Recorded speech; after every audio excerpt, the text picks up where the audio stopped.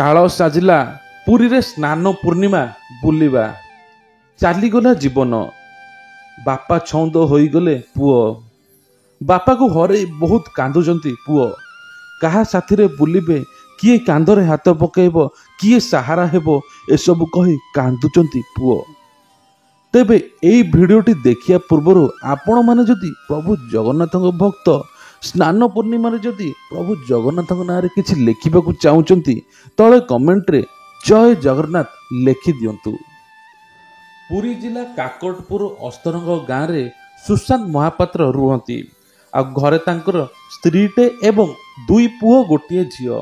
ବଡ଼ ପୁଅକୁ 25 ବର୍ଷ ହେଲାଣି, ଆଉ ସାନ ପୁଅଟି କଲେଜରେ ପଢ଼ୁଛି, ଆଉ ଝିଅଟି ମଧ୍ୟ ସ୍କୁଲରେ ପାଠ ପଢ଼ୁଛି। ଆଉ ତାଙ୍କର ମାଳି କାମ, ଠାକୁରଙ୍କ ସେବକ, ମନ୍ଦିରରେ ପୂଜା କରନ୍ତି, ମନ୍ଦିରରେ ଫୁଲ ଦିଅନ୍ତି, ତାଙ୍କର ସେବକ ଭାବେ କାମ କରନ୍ତି। ପ୍ରତିଦିନ ସକାଳ 4ଟାରୁ ଉଠି ଫୁଲ ତୋଳି, ଫୁଲ ଗୁନ୍ଥି ମାଙ୍କ ପାଖରେ ଫୁଲ ଦିଅନ୍ତି, ଆଉ ସେଇଠି ବସି ଫୁଲ ବିକନ୍ତି। ଯାହା ପଇସା ହୁଏ ଘରେ ବେଶ ହସ ଖୁସିରେ ଚାଲନ୍ତି। ପରିବାରରେ 2 ପୁଅକୁ ପାଠ ପଢ଼ାଉଛନ୍ତି, ଝିଅ ମଧ୍ୟ ସ୍କୁଲରେ ପାଠ ପଢ଼ୁଛି, ଆଉ 5 ଜଣ ବହୁତ ଖୁସିରେ ରୁହନ୍ତି। ଏମିତି କ'ଣ ହେଲା ଯେ 2 ମାସ ଭିତରେ ବାପାଙ୍କର ଜୀବନ ଚାଲିଗଲା। ଯେଉଁ ବାପା ଘରର ପରିବାରକୁ ଖୁସିରେ ଚଳାଉଥିଲେ, ପୁଅମାନଙ୍କୁ ବହୁତ ଭଲ ପାଉଥିଲେ, ସେଇ ବାପା ଚାଲିଗଲେ। ସତରେ କେତେ କଷ୍ଟ ହୋଇଥିବ ସେଇ ପୁଅମାନଙ୍କୁ। ତେବେ ସୁଶାନ୍ତ ବାବୁ ଭୋର 4ଟାରେ ଉଠି ପ୍ରତ୍ୟେକ ଦିନ ଫୁଲ ତୋଳନ୍ତି। ବାଇରେ ତାଙ୍କର ଫୁଲ ଗଛ ଲଗାଇଛନ୍ତି, ଭଳିକି ଭଳି ଫୁଲ ଗଛ ଲଗାଇଛନ୍ତି। ଆଉ ରାତି 4ଟାରେ ଉଠି ସ୍ୱାମୀ ସ୍ତ୍ରୀ 2 ଜଣ ଫୁଲ ତୋଳନ୍ତି। ଏପଟେ ପ୍ରତ୍ୟେକ ଦିନ ସେମିତି ଫୁଲ ତୋଳନ୍ତି ଏବଂ ସକାଳ 6ଟା ପର୍ଯ୍ୟନ୍ତ ଫୁଲ ଗୁନ୍ଥନ୍ତି।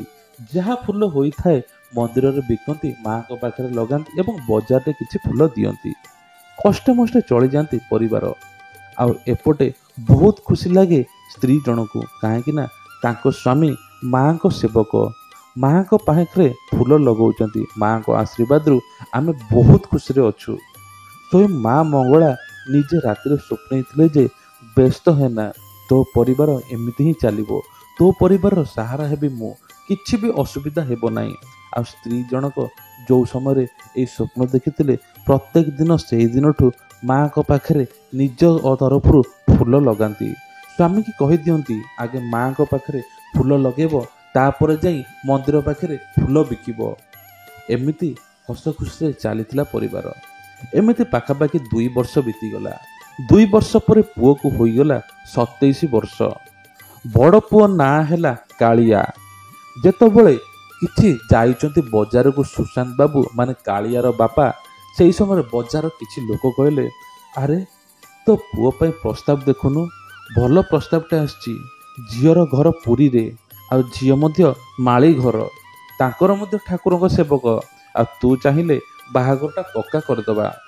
ସୁଶାନ୍ତ ବାବୁ ମନେ ମନେ ସ୍ଥିର କଲେ, ହଁ ତ, ମୋ ପୁଅର ବୟସ ହେଲାଣି, ଆଉ ମୋ ପୁଅ ମଧ୍ୟ ରୋଜଗାର କରୁଛି, ତାହେଲେ ମୋ ପୁଅର ବାହାଘର କରିଦେବା। ଏମିତି ମନେ ମନେ ଭାବୁଛନ୍ତି।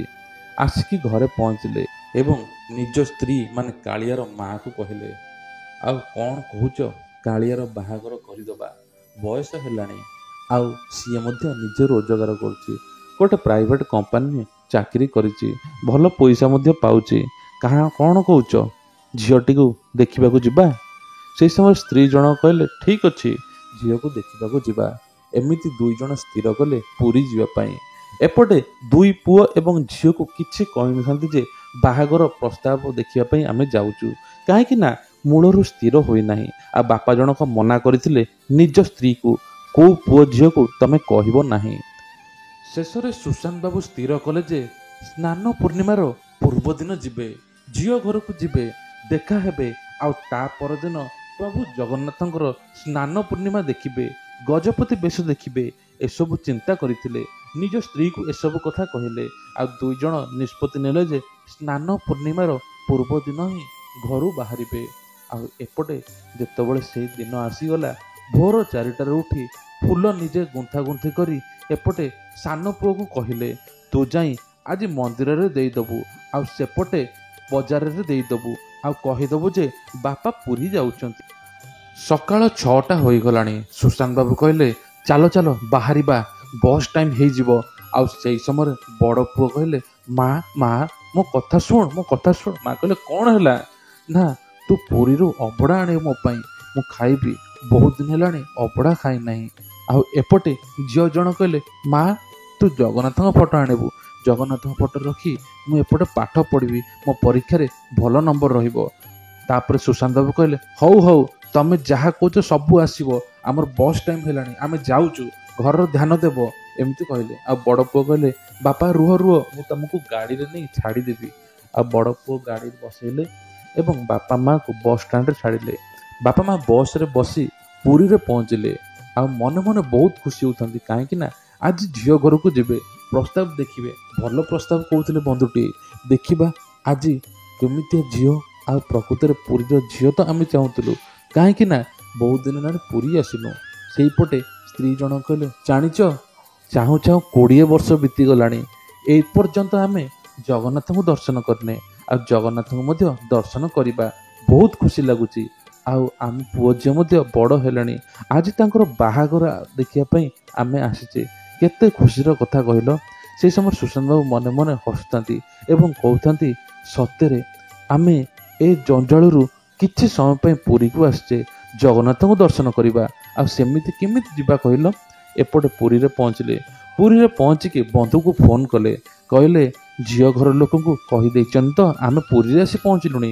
ବନ୍ଧୁ କହିଲେ, ହଁ ହଁ ମୁଁ କହିଦେଇଛି, ଝିଅ ଘର ଲୋକ ଅପେକ୍ଷା କରିଛନ୍ତି ଆପଣଙ୍କୁ, ସକାଳ 10ଟା ହେଲାଣି। ସେହି ସମୟରେ ସୁଶାନ୍ତ ବାବୁ ନିଜ ସ୍ତ୍ରୀକି ନେଇ ଝିଅ ଘରକୁ ଯିବା ବାଟରେ ହଠାତ୍ ତାଙ୍କ ମୁଣ୍ଡ ବୁଲେଇଲା। କ'ଣ କରିବେ, ସେଇଠି ଟିକେ ବସି ପଡ଼ିଲେ। କହିଲେ, ସୁଷମା ରୁହ ଟିକେ, ଏଇଠି କହି ବସି ପଡ଼ିଲେ। ପ୍ରକୃତରେ ସୁଶାନ୍ତ ବାବୁ ତାଙ୍କୁ ସୁଷମା ଡାକନ୍ତି, ପ୍ରକୃତରେ କାଳିଆଙ୍କ ମାଆଙ୍କ ନାଁ ହେଲା ଲକ୍ଷ୍ମୀ। ସେହି ସମୟରେ କୁହନ୍ତି, ରୁହ ଟିକେ ଏଇଠି ବସି ପଡ଼େ। ବସି ପଡ଼ିଲା ପରେ କିଛି ସମୟ ପରେ ପାଣି ପିଇଲେ। ପାଣି ପିଇକି କହିଲେ, ମୋତେ କାହିଁ ଦେହଟା କେମିତି କେମିତି ଲାଗୁଛି, କ'ଣ କରିବି ମୁଁ କିଛି ଜାଣିପାରୁନାହିଁ। ହଠାତ୍ ଏମିତି କହି ପୁରା ବେହୋସ ହୋଇଗଲେ। ଯେତେବେଳେ ସେନ୍ସଲେସ୍ ହୋଇଗଲେ, କ'ଣ କରିବେ କିଛି ଜାଣିପାରୁନାହାନ୍ତି ଲକ୍ଷ୍ମୀ ମାନେ କାଳିଆର ମା ସେପଟେ ହଠାତ୍ କହିଲେ, ଏଇ ଉଠ ଉଠ, କ'ଣ ହେଲା ତମର? ହଠାତ୍ ବ୍ୟସ୍ତ ହୋଇଗଲେଣି। ଆଉ ଏତେ ବଡ଼ ସହରରେ ସେ କାହାକୁ ଜାଣିନାହାନ୍ତି, କ'ଣ କରିବେ, କେବେ ବି ପାଦ କାଢ଼ିନାହାନ୍ତି ଘରୁ ବାହାରକୁ। ଆଉ ଏପଟେ କ'ଣ କରିବେ କିଛି ଜାଣିପାରୁନାହାନ୍ତି, ବାରମ୍ବାର ପାଣି ଛାଡ଼ୁଥାନ୍ତି, ଉଠ ଉଠ, କିନ୍ତୁ ସେ ଉଠୁନଥାନ୍ତି, ବେହୋସ ହୋଇପଡ଼ିଛନ୍ତି। ଆଉ ସେପଟେ ବନ୍ଧୁକୁ ବାଧ୍ୟ ହୋଇକି ଫୋନ୍ କଲେ, ତାଙ୍କୁ ଫୋନ୍ ନେଇ କହିଲେ, ଜାଣିଛ ଏମିତି ଅବସ୍ଥା ହେଇଗଲାଣି, କ'ଣ କରିବି ମୁଁ କିଛି ଜାଣିପାରୁନାହିଁ। ଆଉ ସେହି ସମୟରେ ବନ୍ଧୁଟିଏ ସାଙ୍ଗେ ସାଙ୍ଗେ ଆସିଲେ, ଆସିକି କହିଲେ, କ'ଣ ହେଲା ସୁଶାନ୍ତ ବାବୁ, ଉଠ ଉଠ, କ'ଣ ହେଇଛି ଏମିତି କହୁଥାନ୍ତି। ଆଉ ସେପଟେ ଧରିକି ସାଙ୍ଗେ ସାଙ୍ଗେ ମେଡ଼ିକାଲ ନେଲେ। ମେଡ଼ିକାଲ ଛକ ନିକଟରେ ଗୋଟିଏ ଆମ୍ବୁଲାନ୍ସରେ ନେଲେ। ଏପଟେ କ'ଣ କରିବେ ସ୍ତ୍ରୀ ଜଣ କିଛି ଜାଣିପାରୁନାହାନ୍ତି, ପୁଅ ଝିଅକୁ ଜଣେଇବେ ନା କ'ଣ କରିବେ କିଛି ଜାଣିପାରୁନାହାନ୍ତି। ଆଉ ସେପଟେ ବନ୍ଧୁଟିଏ କହିଲେ, କିଛି ବ୍ୟସ୍ତ ହୁଅନି, ହୁଏତ ତାଙ୍କ ମୁଣ୍ଡ ବୁଲେଇଛି, ଆମେ ମେଡ଼ିକାଲରେ ଦେଖେଇଦେବା, ହୁଏତ ସାଙ୍ଗେ ସାଙ୍ଗେ ଭଲ ହେଇଯିବ, କିଛି ବ୍ୟସ୍ତ ହେବାର ନାହିଁ। ଆଉ ଏପଟେ ବନ୍ଧୁଟିଏ ବାରମ୍ବାର ସ୍ତ୍ରୀକୁ ଆଶ୍ୱାସନା ଦେଉଥାନ୍ତି। କାଳିଆର ମା ମନେ ମନେ ବ୍ୟସ୍ତ ହେଉଥାନ୍ତି, କ'ଣ କରିବି, ଏମିତିଆ ଜାଗାରେ ମୁଁ କ'ଣ କରିବି କିଛି ଜାଣିପାରୁନି, ମନେ ମନେ ବହୁତ ଡର ଲାଗୁଥାଏ। ସେପଟେ ବଡ଼ ପୁଅକୁ ବାଧ୍ୟ ହୋଇକି ଫୋନ୍ କରି କହିଲେ, ବଡ଼ ପୁଅ ଅସ୍ତବ୍ୟସ୍ତ ହୋଇଗଲାଣି। ବଡ଼ ପୁଅ କହିଲେ, ମା ତୁ ରହ, ମୁଁ ଏବେ ହିଁ ବାହାରୁଛି। ସେପଟେ ଏକଥା ପୁଅ ଶୁଣି ବାଇକ୍ରେ ଜୋରରେ ଆସୁଥାଏ। ଆଉ ମା ଜଣକ ଅସ୍ତବ୍ୟସ୍ତ ହୋଇଯାଉଛନ୍ତି, କ'ଣ କରିବେ କିଛି ଜାଣିପାରୁନଥାନ୍ତି, ମୁଣ୍ଡରେ କିଛି ପଶୁନଥାଏ।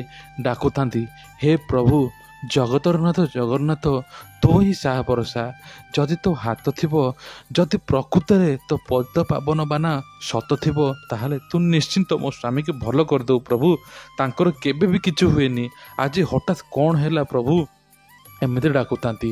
ଆଉ ସେପଟେ ପୁଅ ଜଣକ ବ୍ୟସ୍ତ ହୋଇକି ଗାଡ଼ି ଜୋର ଚଲେଇକି ଆସୁଥାନ୍ତି, କ'ଣ କରିବେ, ବାପାଙ୍କର କେମିତି ହେଲା।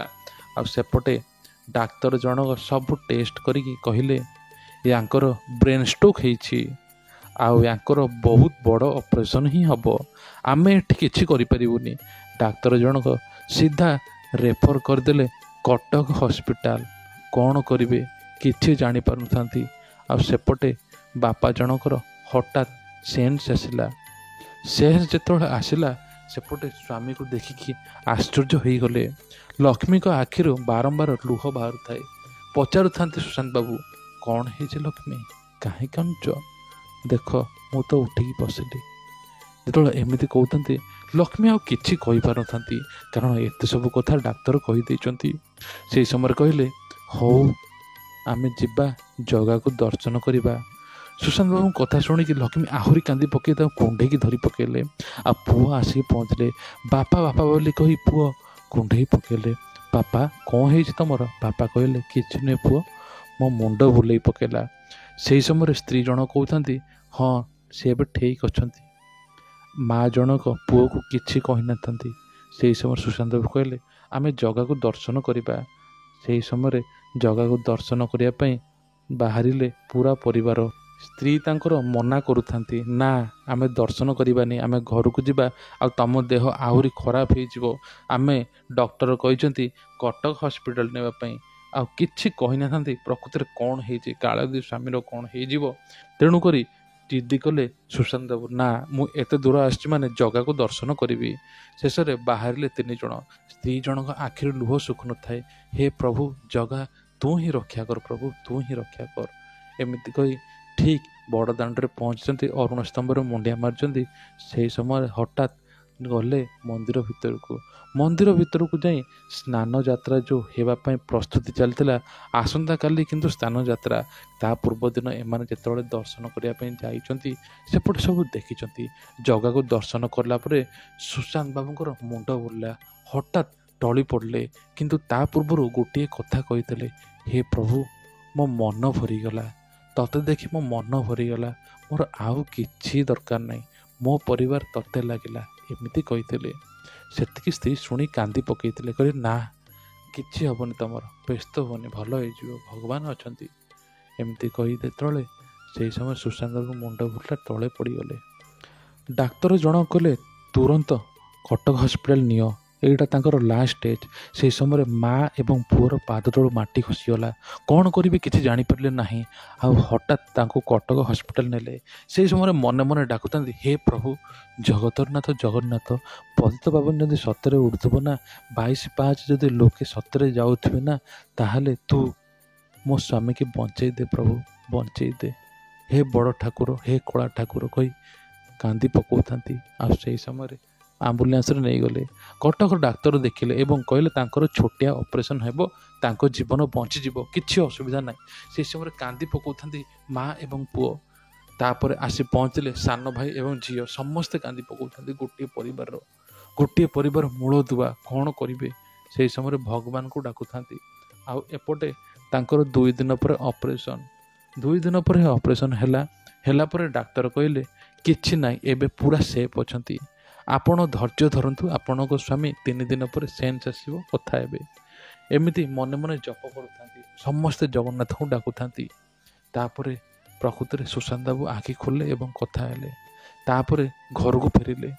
ସେହି ସମୟର କଥା ଲକ୍ଷ୍ମୀ କହି କାନ୍ଦି ପକାଉଥାନ୍ତି, ହେ ପ୍ରଭୁ ତୋ ଦୁଆର ପାଖକୁ ଯାଇଥିଲୁ, ତତେ ନ ଦେଖି ଆସିଥିଲୁ, କିନ୍ତୁ ତୁ ମୋ ସ୍ୱାମୀକି ଆଜି ମୋ ପାଖକୁ ଫେରେଇ ଦେଲୁ, ପ୍ରଭୁ ତତେ ହିଁ କୋଟି କୋଟି ପ୍ରଣାମ। ଏମିତି କହି କାନ୍ଦି ପକାଇଲେ ଲକ୍ଷ୍ମୀ। ଇଏ ଥିଲା ଲକ୍ଷ୍ମୀଙ୍କର ଅନୁଭୂତି।